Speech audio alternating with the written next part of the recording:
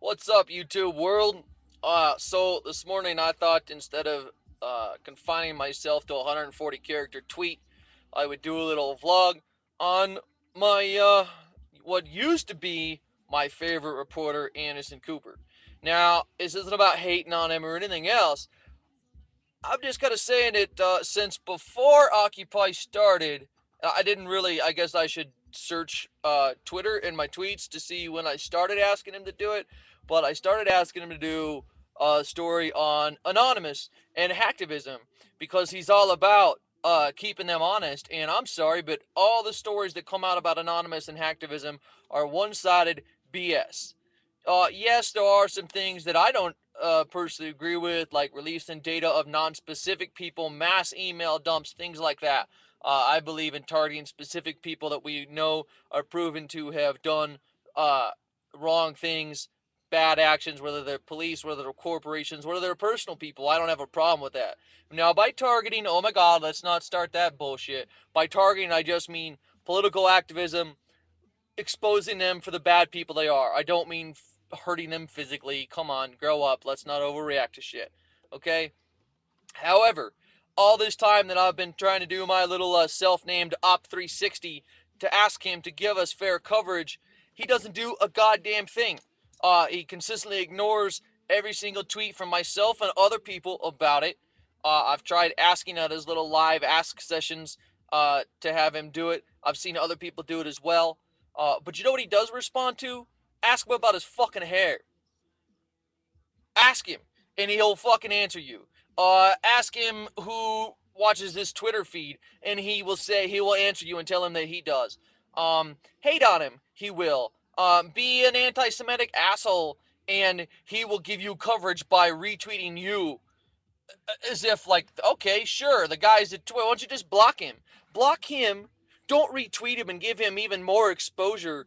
And why don't you pay attention to the people that actually give a shit and follow you and are real, instead of haters that are just trying to spew out more hate shit. It's ridiculous. And I just don't get it. So, all those reasons, I've really started to lose faith in him. He didn't have a thing to say about Occupy until CNN covered it. It was the day that there were the big, huge marches, and the street was the first day that the street was like literally just overpacked, and everybody went crazy about how many people were down there. That was the first day that CNN really covered Occupy, and lo and behold, it was the first day that Anderson Cooper started to mention it. It was the day that Steve Jobs died, so then he ended up preempting it for that. Um, you know, why no coverage until it's once CNN gives him the go, then he does it. Really? I thought you were a real journalist. What happened to the guy that snuck over into another country, into a potentially deadly, violent area on his own, pretended to be a legitimate journalist, which actually I feel is more legitimate than being legitimate, uh, and went after the true story to prove that he had what it took. Now he does nothing but spew out the general lines that they want him to. It's very disappointing. It's very sad. I'm not hating on him. I hope that he proves me wrong. Anderson Cooper, please prove me wrong. Answer me. At least do that. Answer me. Tell me to shut the fuck up. Tell me to go away. Anything. Just prove that at least you're real. And you know what? Come on. You want to do a real story? Do a real story on Anonymous. Do a real story on hacktivism. You cover Syria all the time. You know what got me really turned on to Anonymous? It was the fact of their hacktivism against the Ministry of Defense in Syria. The way that they took over that website, hacked it, changed the whole thing to tell people, to show people about Assad's atrocities against his people.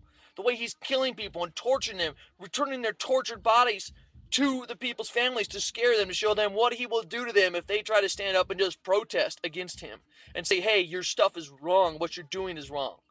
You love Syria so much, you give them so much coverage. Why are you ignoring a legitimate group like Anonymous, a legitimate action like hacktivism that has really done some good things, or at least is trying to? It deserves the coverage.